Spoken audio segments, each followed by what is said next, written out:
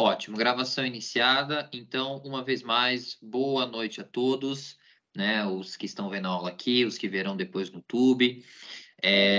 Fico feliz aqui em ver alguns nomes que conheço, a maioria eu desconheço, que também é uma alegria. Então, sejam todos muito bem-vindos. Deixa eu ver aqui, alguém. Aqui, agora sim, agora apareceu, eu estava ali me vendo. Então, sejam todos muito bem-vindos. Tem alguém aqui que eu estou me vendo aqui no negócio do L, é muito esquisito isso, mas tudo bem. Bom, vou tentar não ser narcisista ao ponto de me ver duas vezes na tela aqui como estou me vendo, tá? Vou fazer esse esforço, mas vamos lá. Então, muito prazer, aqui quem está me conhecendo pela primeira vez, meu nome é Henrique Paz, sou professor de psicanálise, psicanalista clínico.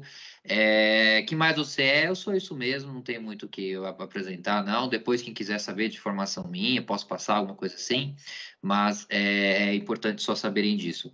Fico muito feliz pela presença de todos, né? Espero que vocês tenham sido, evidentemente, muito bem tratados em HP, pela figura da Rogéria, nossa gestora comercial, do Tiago aqui, o nosso responsável no marketing, enfim. Tenho certeza que foram bem tratados, então sejam também bem-vindos ao IHP.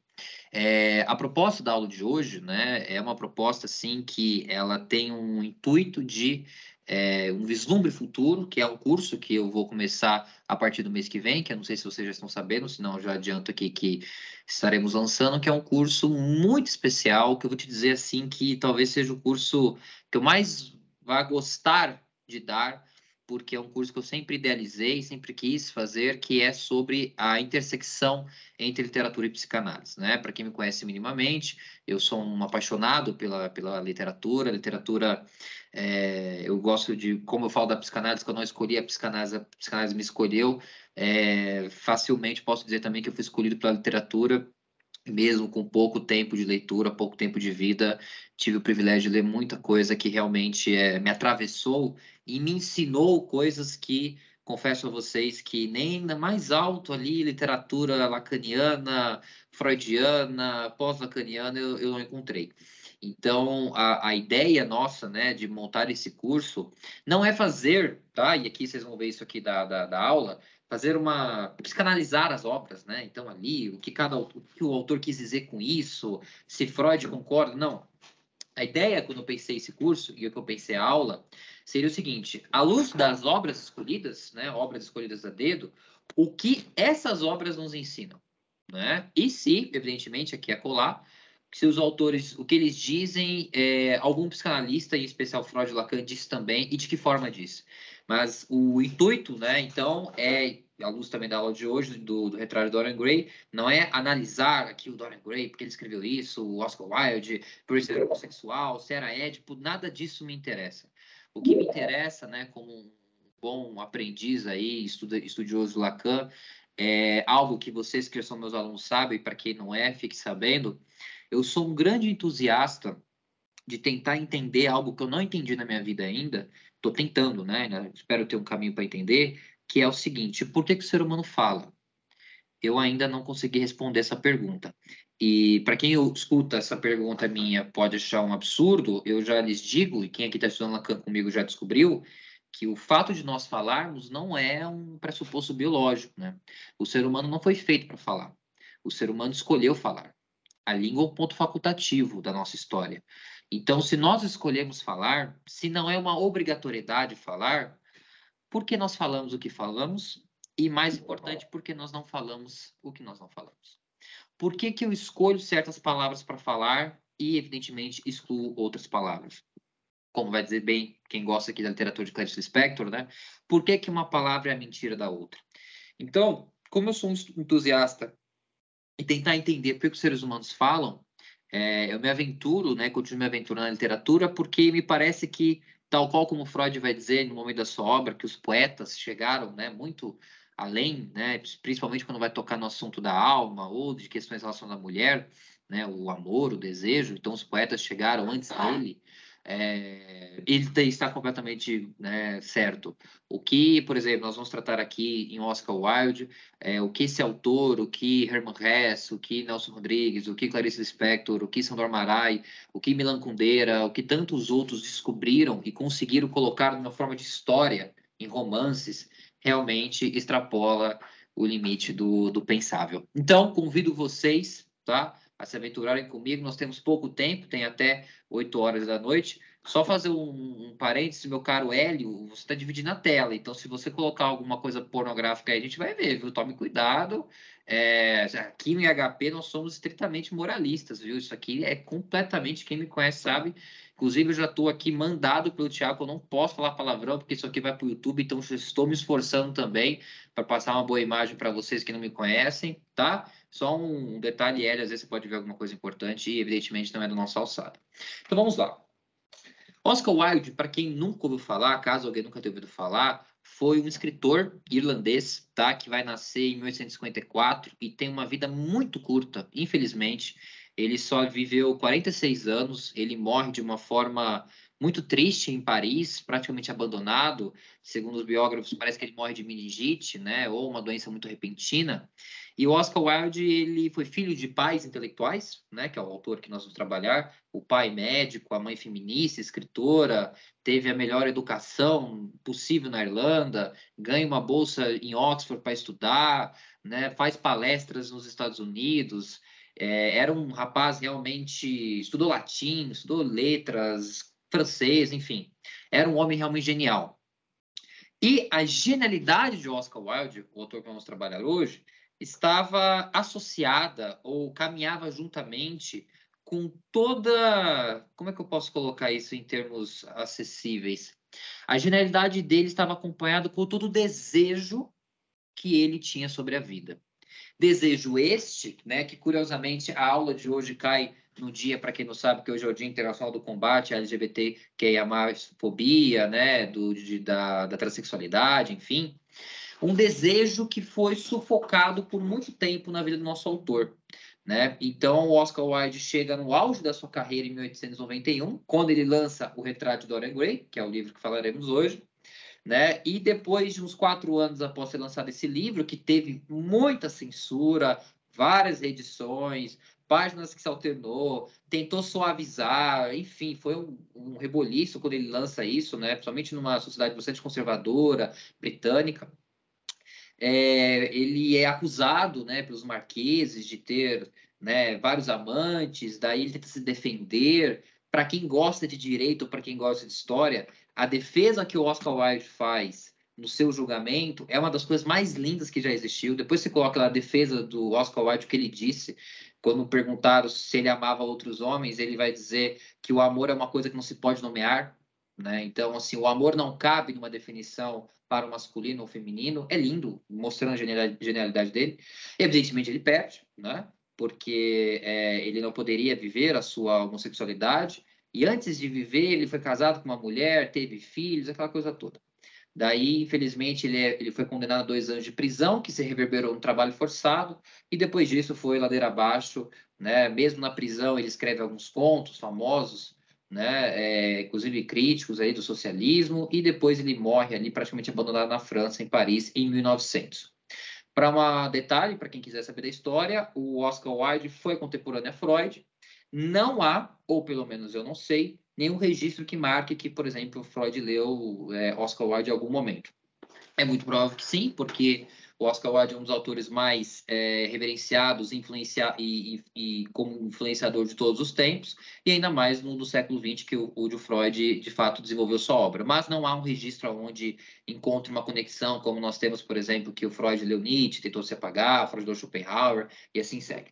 Mesmo assim, né, antes de acontecer essas grandes tragédias do Oscar Wilde, ele nos presenteou com o retrato de Dorian Gray. Essa versão que eu tenho, que eu ganhei de um grandíssimo amigo, um dos melhores amigos que eu já tive na minha vida, bilíngue, de 1890 a 1891, não importa ali muito bem onde vai ter o lançamento, é considerado, né, a grande obra dele e o primeiro e único romance que ele escreve. E eu, infelizmente, como tem muitos alunos aqui, eu gostaria de perguntar quem já leu esse livro, mas, né, tomaria muito tempo. Então, eu digo que quem já leu, né, leia novamente. Quem não leu, sai dessa aula aqui e vai ler Dorian Gray, porque você realmente está perdendo tempo na sua vida. O livro, basicamente, tá, vou falar bem por cima, porque não é a proposta de secar o livro em sua totalidade, narra a história de um belíssimo jovem, né, chamado Dorian Gray, também muito estudado, também ali muito dono de terras, aquela coisa toda, que um dia encontra um pintor em ascensão chamado Basil Hayward, que decide pintar um quadro sobre a sua beleza, né? Pensa aqui um cara muito, muito bonito, estonteante aqui, que necessitaria, assim, registrar a beleza desse homem, porque a gente não sabe quando vai ter de novo. E aí decide se fazer esse quadro e basicamente o livro gira em torno de três grandes personagens, que é o Dorian, o Basil e um outro autor, que é o que nós vamos falar mais dele hoje, chamado Lord Henry, que é um aristocrata, né, que tem por objetivo, eu vou chamar de ensinar algumas coisas da vida para o nosso pequeno e ingênuo Dorian Gray. E o Dorian faz como que os autores da literatura chamam de um certo pacto, né, de Fausto, à luz da obra de Goethe, que gostando, né, querendo que fique jovem para a vida inteira, né? Então seria mais ou menos o pacto seguinte: você vai retratar esse quadro sobre mim e tudo que for envelhecimento, tudo que for associado à morte, tudo que for associado ao fim da minha vida, a perda da minha beleza ficará nesse quadro e eu viverei a juventude eternamente, né? Então o livro vai falar sobre questões relacionadas à juventude, a hedonismo, a amor, enfim, né? Tem aventuras amorosas, tem um monte de coisa belíssima. Então, basicamente, é um pacto e que Dorian Gray tenta ali, né, encontrar a juventude eterna, à luz de nunca perder a beleza do presente momento. Quem for ler o livro, quem já leu, sabe depois da tragédia que vai ser. O que nos interessa? Eu retirei aqui alguns trechos, né, muito importantes, que realmente são muito, muito marcantes, e vamos começar a trabalhar um pouco dessas noções do que a literatura nos ensina, né, que os psicanalistas foram descobrir depois. Uma primeira frase que eu queria trazer para vocês, que é fantástica, né, e que nos explica muito um conceito que o Freud foi escrever depois. Eu ia trazer para vocês, mas eu estou sem chat, então eu vou ter que só falar, e aí depois vocês anotem. Vocês verem aqui que o professor não tem nem acesso ao chat. O meu instituto trabalha contra o professor, então você já vem aí a questão. A primeira frase que eu queria trazer para vocês é o seguinte: logo no início do livro, né? Essas frases aqui geralmente até as 60 primeiras páginas. É um livro curto de 230 páginas no máximo. Pois só há uma coisa no mundo pior do que ser falado, que é não ser falado, né? Essa primeira frase, quase todas ali que eu vou falar, dita pelo Lord Henry, que para quem for ler ou quem já leu, sabe que é um personagem muito dual, porque ele é um hedonista de palavra, né, como vai dizer o meu caro amigo Fernando aqui presente, porque ele vivia, né, imagina que eu aqui na figura de Lord Henry, falar uma série de obscenidades, uma série de coisas para vocês viverem o desejo, né, o hedonismo e tudo tal, e eu ser o cara mais pacato, moralista possível na minha vida privada. Né? Ainda bem que o Lord Henry ele estava livre do defeito de ser coerente, então ele conseguia ter liberdade na fala de falar o que ele bem quiser e não ter o compromisso de estar adequado com aquilo que falava, né? Mas só para vocês terem a noção, Lord Henry seria alguém extremamente inteligente e que detém de uma filosofia hedonista, mas que a sua vida privada é realmente assim uma figura bastante pobre, vamos colocar assim, tá? Então eu começo com essa frase: pois só uma coisa no mundo pior do que ser falado, que é não ser falado. O que nos interessa uma frase dessa, por exemplo? Essa frase, ela se encontra nela, ela vai ao encontro no cerne de muito, se não para não falar todo, né? Estou sendo um pouco generoso, do sofrimento que nós escutamos na clínica e, evidentemente, na vida comum. Que é o seguinte: quando o Lord Henry aponta que não importa o que falam de você, não importa o que façam com você, é melhor que se façam do que não se façam, ele aponta o seguinte: a pior coisa para o ser humano é cair nesse estado de angústia. E aqui eu vou trabalhar o conceito de angústia na visão lacaniana, que é o seguinte: o que é angústia para Lacan? Angústia para Lacan é uma pergunta que não tem uma resposta. O pior de uma pergunta que não tem uma resposta é quando nem pergunta há, porque nem interesse houve. Aí vocês podem estar se perguntando: professor, você consegue dar um exemplo para esclarecer para nós? Consigo. Uma analisanda, né, os analisandos são aqueles que nos ensinam o que é psicanálise diariamente, estava me ensinando essa frase, sem perceber. Ela diz o seguinte: Henrique, eu tenho quase 40 anos na minha vida, e aí eu percebi uma coisa. Eu sempre fui muito responsável. Responsável, né? That's lovely, responsável, né? E aí ela teve que passar num concurso, passou, trabalhou, aí depois casar, casou, aí depois uma filha, filha. Então, sempre teve responsabilidades, né? Tem responsabilidade com o trabalho, responsabilidade com o marido, responsabilidade com a filha. E ela percebeu uma coisa na análise dela, sozinha, brilhante. Por que ninguém nunca me impediu? Por que quando eu falei que eu ia casar cedo, ninguém falou para eu não casar? Por que quando eu decidi escolher pelo meu trabalho, ao invés de ir para a Espanha e ter uma outra experiência de vida, por que eu não tive? Né? E no meio da análise, ela solta uma frase bastante interessante. Ela falou assim, Henrique, a minha mãe sempre teve muito orgulho de mim nesse sentido. E meu pai nunca falou nada. Para quem estudou aqui alguma coisa comigo de Lacan, eu já trouxe para vocês uma noção muito interessante, que é a noção do significante. O que é o significante para o Lacan? O significante para o Lacan é um traço apagado da nossa história. Ou, em termos mais precisos, é um traço apagado na história do sujeito. O que é um traço apagado na minha história e na sua história? É tudo aquilo que não disseram sobre nós. É tudo aquilo que não foi perguntado. E se não foi perguntado, também não foi desejado. E a pergunta que traz angústia é, que era a pergunta da minha analisanda, por que meu pai não perguntou? Por que minha mãe não interviu? Que vai numa coisa anterior. Por que não tiveram interesse em mim? Porque ela era responsável, ela dava conta.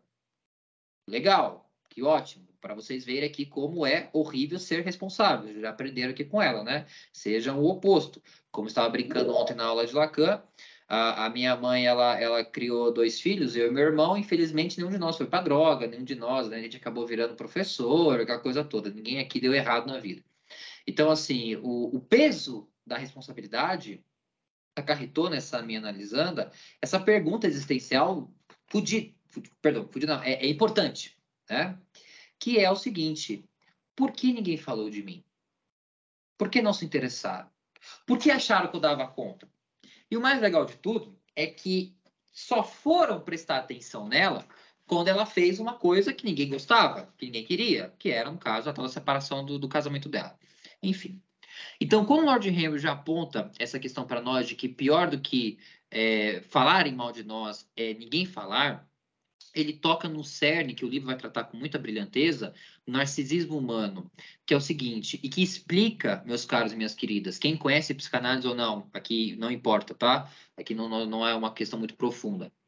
O porquê tantas pessoas não conseguem abandonar certos sofrimentos. E eu vou te dar mais um exemplo para esclarecer, que, né, hoje meus analisantes estavam inspirados, então preciso aproveitar a inspiração deles. Uma analisanda me diz o seguinte: ela está em estado de paixão, né? Quem de nós aqui nunca foi apaixonado? Aqui, vocês aqui, né? Pombinhos apaixonados. Quem nunca de nós cometeu esse equívoco de se apaixonar por alguém? Perfeito. Ela está apaixonada. E, então, ela está apaixonada por uma mulher e ela está ali em fase de lua de mel com essa mulher, né? Praticamente morando na casa dela e tudo tal. E ela me traz um quadro. Ela falou assim, Rick, eu não sei porquê, mas assim, eu não tenho mais prazer de fazer nada. Eu não tenho prazer em trabalhar, ela trabalha com internet. Eu não tenho prazer mais em sair de casa, não tenho prazer em fazer nada. Eu só quero ficar aqui, sem fazer nada, na casa da minha namorada. Análise vem, análise vai, análise vem, análise vai.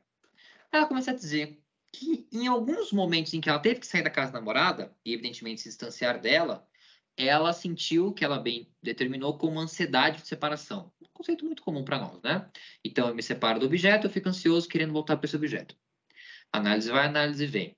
Ela chega num lugar que é o seguinte: se ela trabalhar, se ela desejar trabalhar, se ela desejar sair com amigos, se ela desejar a vida, o desejo à vida fará ela se afastar do objeto, da namorada. Portanto, ela não deseja nada para ficar. Então, ela fica 24 horas no sofá, dorme 12 horas por dia, para não trabalhar, para não ter demanda, para não se dissociar do objeto. Ela não fica. Para não ter ansiedade, para não ter o vislumbre da perda. Então, esse casamento, vamos chamar assim, né, com o que eu gosto de chamar na psicanálise do objeto eleito, que a paixão faz, né? A paixão ela eleva a pessoa numa condição inexistente. Qual condição inexistente? Quando nós estamos apaixonados, a gente realmente acredita que a gente não vive sem a pessoa. Quem aqui, jovem, mais experiente, nunca disse, eu não vivo sem você. E tá aqui hoje vendo uma aula minha, viver, né? Eu, inclusive. Já disse a alguém, ó, não vivo sem você. Né? Eu disse isso à minha namoradinha quando eu tinha 14 anos de idade, que ela terminou comigo porque o pai dela brigou. E agora eu tô aqui, né? E eu não morri. Nem vocês morreram. Agora, professor, por que que a gente tem? Por que que a gente fala? Por que que isso ocorre? Porque a gente realmente quer acreditar, numa das coisas que o livro critica de uma forma brilhante, que existe a completude. O outro é feito para mim. Sabe? Tem gente que fala isso, né? Nasceu para mim. O cosmos, Deus. Completar. É meu. Eu te gosto. Né? O ser humano, somos profissionais em se iludir, né? Em achar que aquilo é nosso, né? E para nós. E a paixão, felizmente ou infelizmente, como Freud vai dizer, todo apaixonado é humilde, né? Todo apaixonado é subserviente do desejo que a paixão coloca. Então, a explicação primeira que nós estamos dando é o não ser falado por alguém, não existir para alguém, coloca nós numa situação terrível, que é nos depararmos com uma pergunta que nós não queremos fazer, que é a pergunta da angústia. O que acontece de mim sem o outro? Será que eu sobrevivo sem o outro? Um analisando meu passou hoje 1 hora falando de como a esposa dele é insuportável. Ele já está falando disso para mim há mais ou menos 6 meses a 1 ano. A esposa dele é insuportável, a esposa dele é burra, a esposa dele não sei o quê. Pergunto eu, quanto tempo da sua vida você vai perder ainda? Ele diz, não sei. Ele, né? Vai, meu palpite vai mais alguns anos. Não, porque eu estou esquematizando, tá? Todo mundo está esquematizando, né? E aí surge uma questão que eu já trabalhei em aula para quem já é meu aluno, que é muito interessante, e que quando nós fomos lançar o curso, eu vou trabalhar isso muito à luz da obra do Kundera e do Sandor Marai, que é o seguinte: o que acontece com a vida enquanto a gente espera? Enquanto a gente espera que alguém decida. Igual uma analisando a minha, que faz uma estratégia fantástica, que é, né, teve um imbróglio lá no casamento dela, e ela falou, não vou decidir nada. Eu vou deixar que o meu marido decida. E o marido dela é um, como é que eu vou falar de uma forma educada?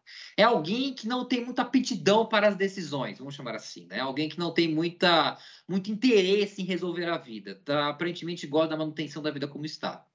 Então, ele mantém, ela mantém, e enquanto se espera alguma coisa, o sofrimento acontece. Então, essa primeira noção, logo no início de Dorian Gray, é muito interessante para nós e, né, até para quem que conhece alguma coisa de psicanálise, traz muito da questão do narcisismo. Uma segunda frase, que essa aqui, particularmente, é uma das minhas favoritas, e que talvez muitas pessoas não gostem, podem discordar, e perfeito, discordem. E se discordar, talvez já vai até explicar o porquê está discordando. A frase é: a consciência e a covardia são, na verdade, a mesma coisa. Né? Professor, por que que a consciência e a covardia são a mesma coisa? Vamos pensar aqui num exemplo comum. Nós somos seres vivos, né? Habitados pela linguagem, nós fazemos várias coisas todos os dias. Sempre antes de fazer alguma coisa, minimamente a gente pensa, né? Eu tive um dia uma analisando que ela odiava pensar, isso me feriu pessoalmente, mas a gente pensa, pelo menos a maioria das pessoas tenta pensar. Quando a gente pensa, a gente sempre coloca alguma coisa na balança, né? Depende de como for o critério, se vale a pena ou não, né? Eu vou sair de casa, eu vou fazer, eu não vou e tal.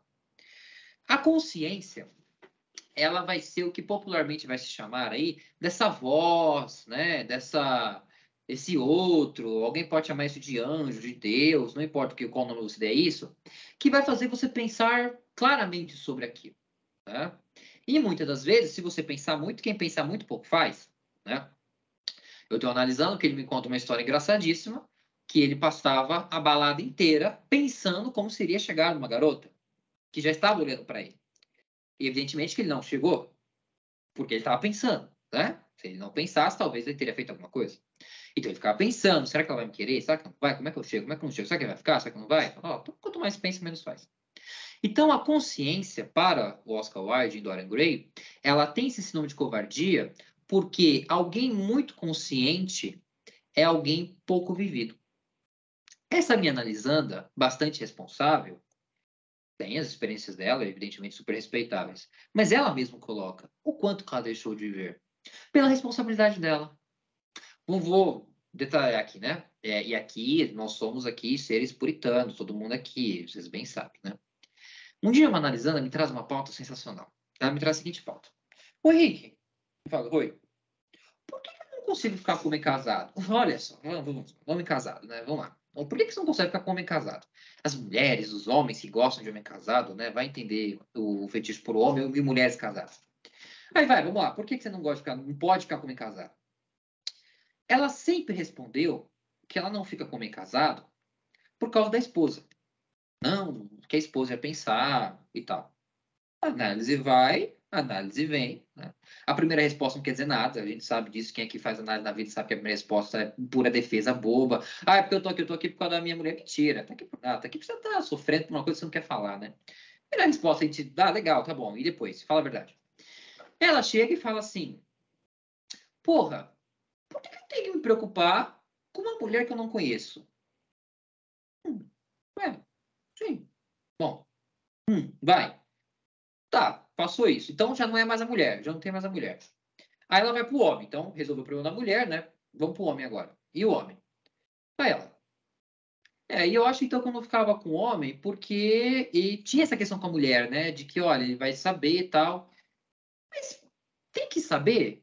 E se não souber? E se a gente ficar no sigilo? Eu falei, olha, existe, né? Tem muita gente, vocês aqui, que fazem as coisas proibidas no sigilo, vocês sabem melhor que eu. Tem como fazer isso. Quando ela questionou o que a consciência dizia a ela, curiosamente, a covardia dela de realizar esse tal desejo se dissipou. Né? Não que ela virou agora uma profissional de pegar homem casado, né? Não se tornou desse nível. Mas o que nos é importante, e não importa homem casado, homem solteiro, não nos interessa. A importância é o seguinte, e que o autor nos traz o convite de reflexão.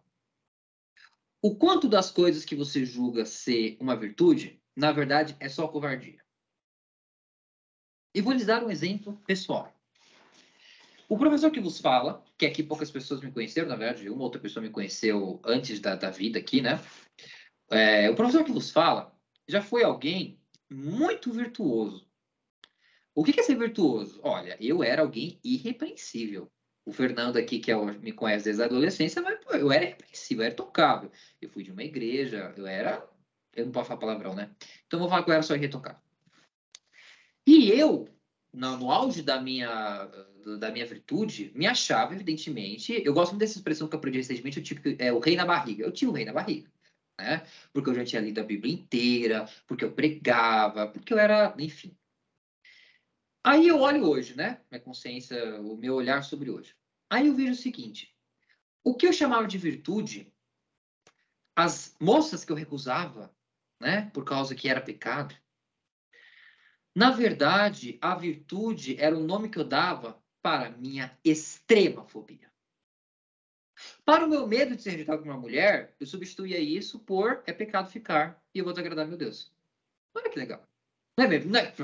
Concordem comigo, é infinitamente melhor. Imagina, o Fernando me perguntava, ei, por que você não foi com a minha? Não, Fernando, porque eu estou consagrado, por meu Deus. Imagina que eu ia dizer pro Fernando que é porque eu morro de medo dela me dar um... Primeiro, eu não sabia nem o que chegar para falar para ela. Imagina se eu falo e ela me dá um pé. Como é que eu vou lidar? Eu, que tenho o rei na barriga, vou ser rejeitado por uma mulher? Não bate a conta. Minha mãe me idolatra. Como é que uma mulher não vai me idolatrar também? O que chamamos de virtude, não que não exista, tá? Qualidades, caráter, tudo isso existe em algum momento, é importante a gente ter, tem gente que cultiva, acho o máximo. E não é uma apologia à ausência de caráter, não, pelo contrário. Mas é um questionamento que o autor faz, em especial, né, nesse livro, do seguinte: o quanto de virtude que nós temos, defendemos e nos orgulhamos, na verdade, não é muito mais um acidente, ou até mesmo o termo que ele usa da covardia. Porque tem outro trecho que ele vai usar, que eu vou trazer para vocês, é um pouco maior, e que tem muito a ver com uma frase muito importante de um moralista francês do século XVII, eu gosto muito de utilizá-lo, que é o François de La Rochefoucauld. Nós até usamos ele uma vez aqui no Instituto, que é uma frase que é assim: a violência que alguém faz para permanecer fiel equivale-se a uma infidelidade. Então, vou repetir. E aqui vocês podem usar essa fidelidade para casamento e para qualquer outra coisa. Fidelidade a si mesmo, fidelidade e tal. A violência que a pessoa faz para não descumprir um princípio equivale à infidelidade, a própria a descumprir, né? Aí o autor coloca aqui: quanto barulho as pessoas fazem em relação à fidelidade, murmurou Lord Henry, que é um personagem. E afinal, é puramente uma questão de fisiologia, nada tem a ver com a nossa própria vontade. Ou é um acidente infeliz, ou um resultado desagradável de temperamento. Os jovens desejam ser fiéis e não são. Os velhos desejam ser infiéis e não podem. E é isso tudo que você tem a dizer.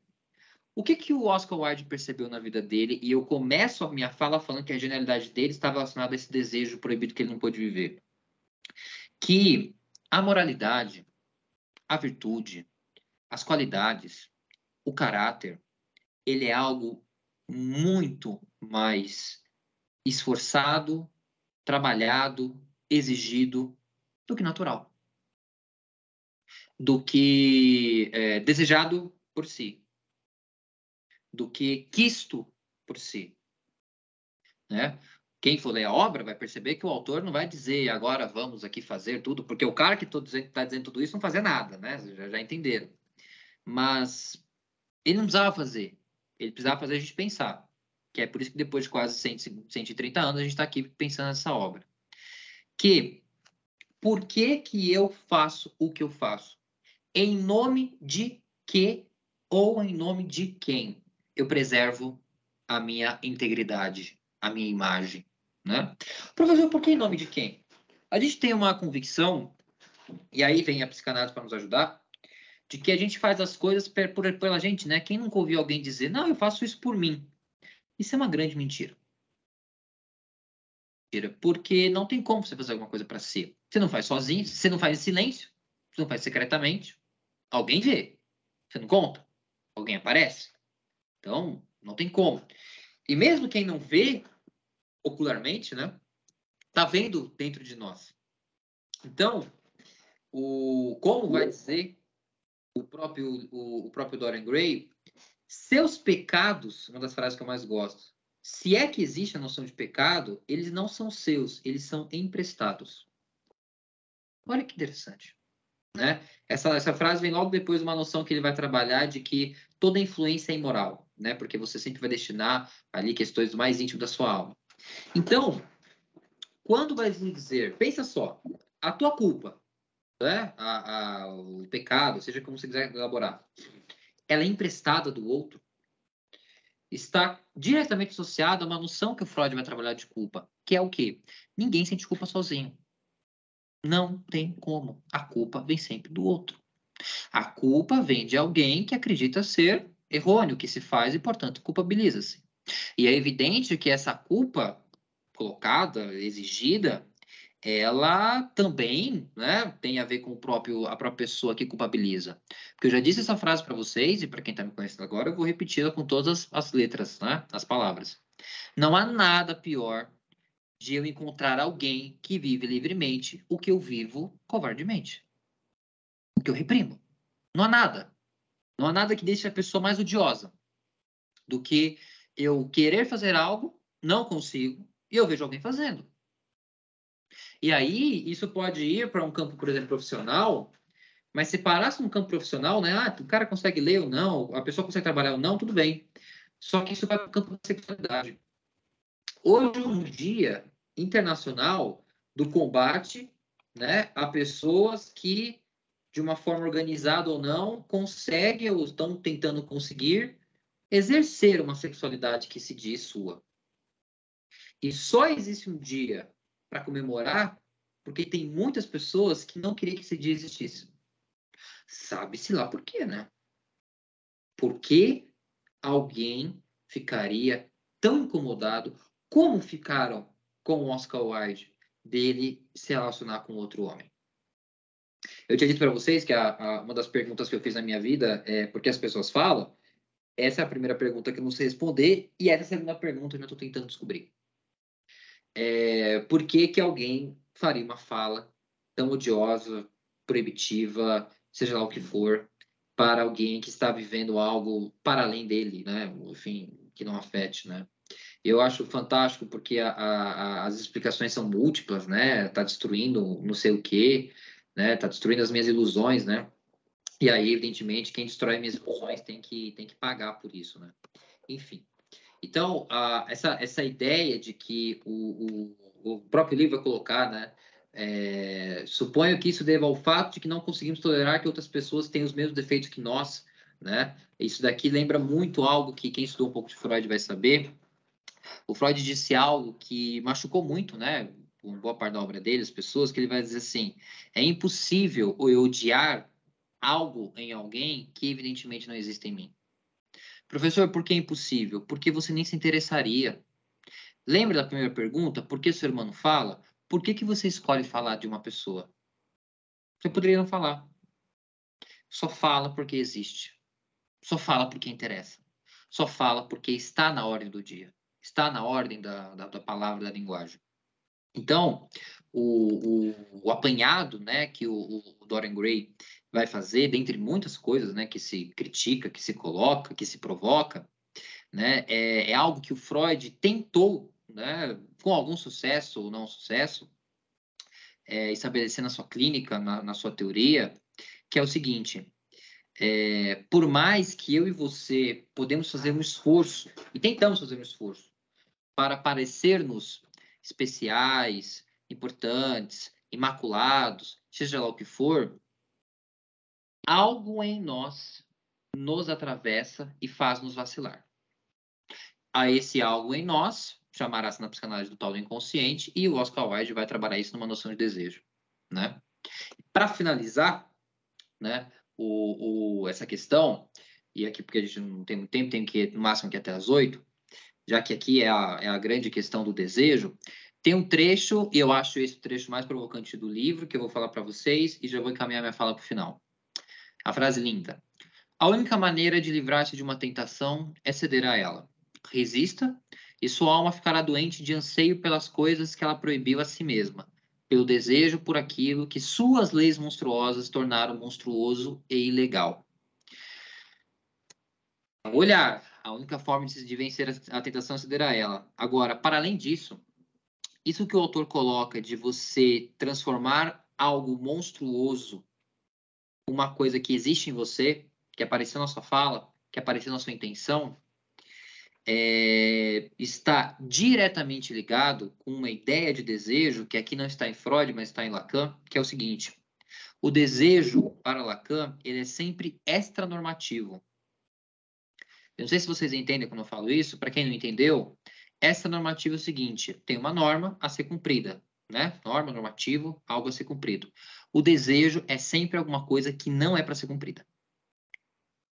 Porque o desejo, como a arte, que vai colocar o Oscar Wilde, ele é inútil. Só que qual o problema do desejo ser inútil? O desejo é inútil, mas ele é indispensável. O desejo é inútil, mas a gente não vive sem ele. O desejo é inútil, mas nós precisamos dele. E precisamos para quê? Eu poderia... Eu posso ficar minha vida inteira sem viver o meu desejo? Pode. Você pode passar a sua vida inteira também... como é que eu vou falar de uma forma gentil, né?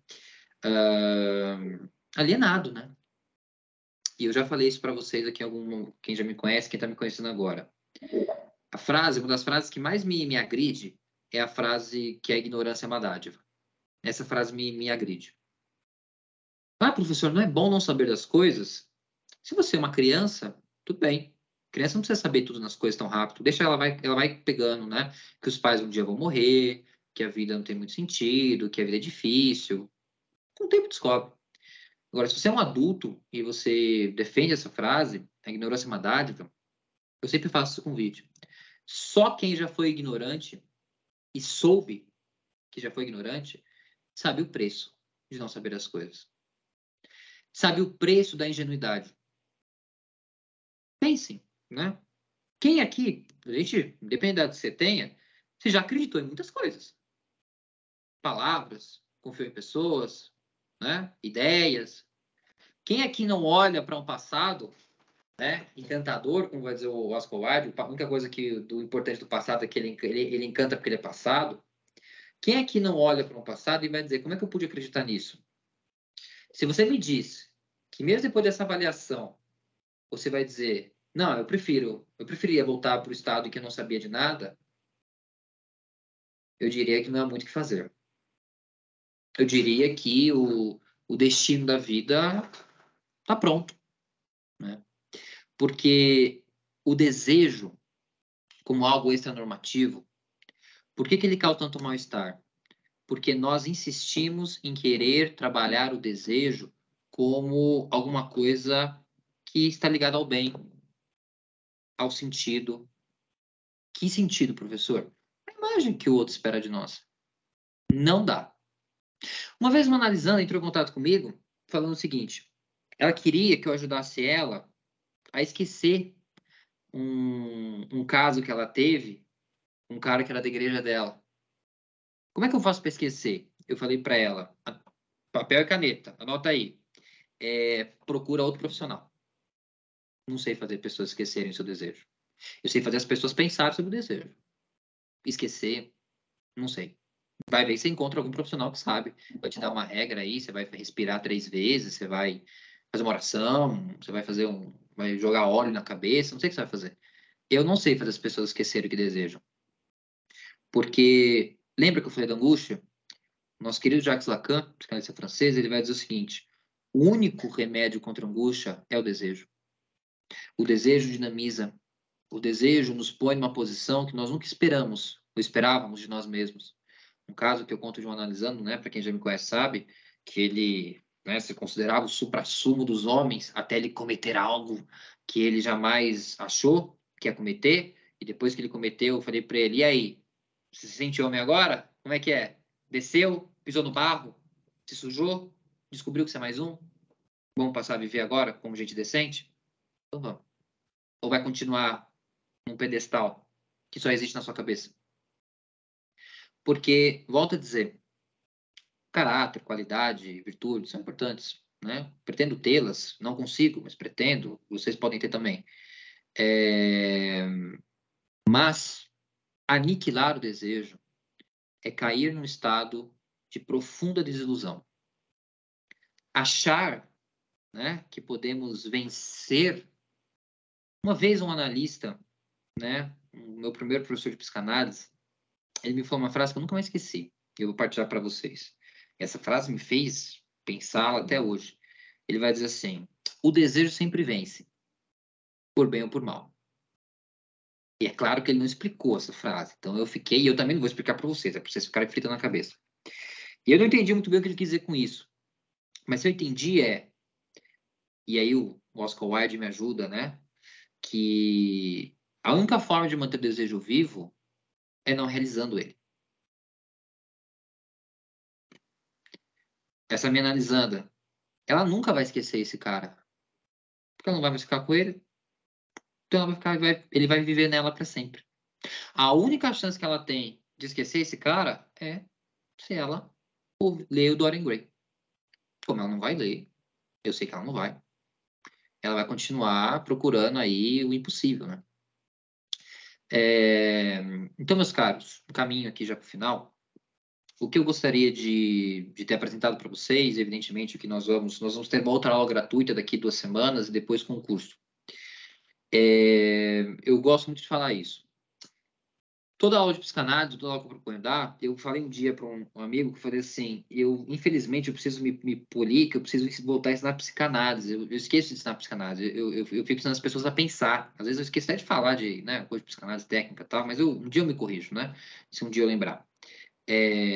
Qual é a proposta que eu tento fazer com vocês aqui, que eu tento fazer nas aulas gratuitas, nas aulas de sábado, nas aulas do mês que vem?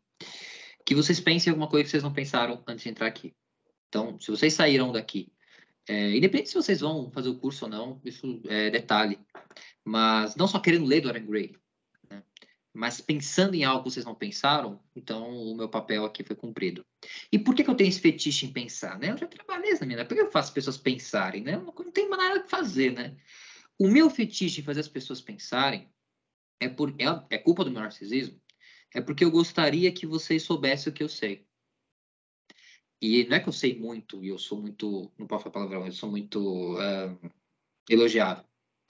Mas quando eu li Dorian Gray, quando eu li essa frase, né, a única forma de vencer o desejo, eu falei: eu vou parar de lutar. E quando eu parei de lutar contra o que eu desejava, não que eu fiquei feliz, né? Eu caí num profundo estado de angústia. Mas eu tenho uma coisa hoje que eu posso dizer com muita naturalidade. Eu durmo muito bem. Eu não sou uma pessoa cansada. Tem outros sintomas, né? Que fico pensando, pensa, tal. Né? Veio vídeo igual, isso aqui, e arruma. Mas eu durmo bem. E eu sempre achei que para dormir bem, eu tinha que fazer com que o desejo não existisse, em prol da minha qualidade de ser humano incrível que eu era. E aí o Dorian Gray veio, os dois pés no peito, dizendo, olha, por que você se acha tão monstruoso? Essa frase você transforma, isso se transforma monstruoso porque você coloca como ilegal, isso me atravessou assim o Fernando que me deu o livro aqui sabe, eu ficava dias sem ler, assim, falando, meu, o que tá acontecendo, cara? Onde é que filha da puta que não pode falar? Quem que é o coisa aqui que fez isso daí, né? E outra coisa muito interessante, o Oscar Wilde escreveu porque infelizmente ele não pôde viver tanto. Então, foi o preço, né, da sua intelectualidade também. Por um lado, ainda bem, por outro, que tristeza. Hoje, se ele vivesse hoje, não seria um problema, ainda bem. Então, o convite que eu faço a vocês é o convite do pensamento. É o convite da... A psicanálise não tem uma resposta universal para todos. Não tem. Eu, quando atendo alguém, né, e qualquer analista que se preze, eu não sei onde a pessoa vai ir. E eu também não direciono onde ela vai ir. Porque eu sou um mau caráter? Não, porque eu não sei. Então, como eu não sei, eu pergunto, né?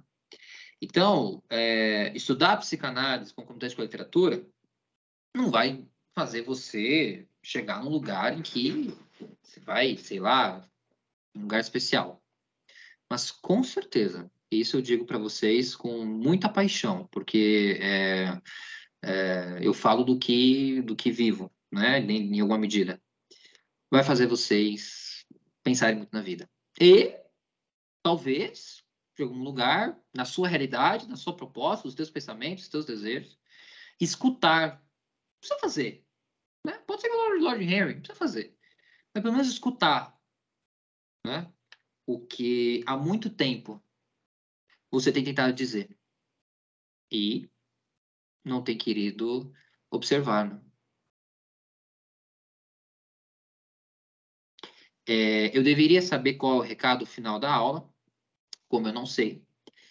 Tiago, você poderia me dizer? Ou eu deveria saber o que é para falar? Peraí que eu tô colocando aqui. Isso. É para falar do curso? Isso. Ótimo, então que bom. Então, só para finalizar, irei lançar um curso que vai iniciar dia 1 de junho, quartas-feiras, 9h30, até as 9 horas da noite. Então, nós vamos ter 1h30, mais tempo do que aqui. Sei lá, literatura, o que nos ensinam sobre o amor, sobre o desejo. Em junho, teremos o que, para mim, é o livro que mudou a minha vida e me salvou de uma depressão, Demian, de Hermann Hesse, autor alemão, que escreve esse livro depois da sua primeira análise freudiana e que inicia com a seguinte pergunta, né? Eu só queria viver tudo aquilo que brotava de mim mesmo. Por que me era tão difícil? Então, um dos grandes livros da literatura alemã, ganhador do Oscar, do Oscar, perdoe-me, do Nobel de Literatura, acho que me fala em 1h48. Belíssimo. Começaremos com Demian. Só para vocês saberem, cada aula, então, vai ser um tema, tá? Então, Demian, vou dissecar em temas e tudo mais. Júlio, As Brasas, do Armarai, para quem não conhece, o Armarai é autor húngaro, um dos brilhantes autores, né, do leste europeu ali. Vai falar de um livro sobre as brasas, que fala basicamente sobre tudo, mas mais em especial sobre amor e amizade, né? Dois amigos de infância, partilhavam a vida inteira juntos. Um dia um desse amigo tem uma namorada, e aí começa a namorar. E aí esses dois amigos estão num campo, né, caminhando e caçavam, sei lá, pato com uma arma. E um desses amigos pega a arma e mira para ele. O amigo fica sem entender nada. O cara mira a arma para ele, não atira, joga a arma, vai embora. E depois, eu acho, de 47 anos ou 37 anos, manda uma carta para esse cara dizendo: meu velho amigo. 37, Fê? 3, né? 4, 47. 43? 43. 43 anos depois, ele manda uma carta dizendo: meu amigo Henrique, eu estou velho, você está velho, nós vamos morrer, nós precisamos conversar antes de morrer. Então, você já pode imaginar o que é o livro. Em agosto, A Insuscitável Vida do Ser, do excepcional Milan Kundera, o autor tcheco, que vai... É um livro, talvez um dos livros da literatura mais filosóficos que existe, né? Vai utilizar muita filosofia do Nietzsche sobre o eterno retorno, um livro que fala de um triângulo que depois aparece um outro personagem amoroso muito, muito lindo sobre Sabina, Tomás e Teresa. Um livro que fala sobre desejo, amor, vaidade, fantástico. Em setembro, né, o mais conhecido aqui de nós, A Paixão Segundo GH, de Clarice Lispector, que é a autora mais lacaniana da literatura possível, falará sobre melancolia, né, essa relação com o desejo, né, como a Clarice vai colocar nesse livro, o pré-amor é sempre melhor do que o amor, enfim, muitas coisas a colocar.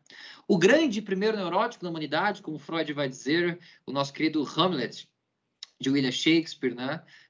E foi tão interessante porque Hamlet eu li recentemente, eu sempre tinha ouvido falar muito de Hamlet, eu li recentemente, e aí eu descobri que basicamente todos os livros que vieram depois do Hamlet tiveram influência dele, e eu fui descobrir o porquê, porque realmente é genial.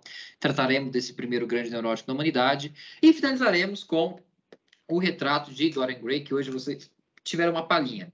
Para finalizar, eu já dispenso vocês. Eu não vou trabalhar o livro inteiro, no sentido de que, assim, olha, o Demian, você tem que lê-lo inteiro. Se você for ler, você vai ganhar. O que eu vou fazer eu vou separar tópicos sobre os assuntos. Evidentemente, eu tenho 4 aulas só para fazer, 5 no máximo. E, evidentemente, vou compartilhar os capítulos que deverão ser lidos e também outros também em paralelo, tá? Então, só para vocês saberem como é que vai funcionar a dinâmica. E vai ser a dinâmica dessa aula que eu tenho.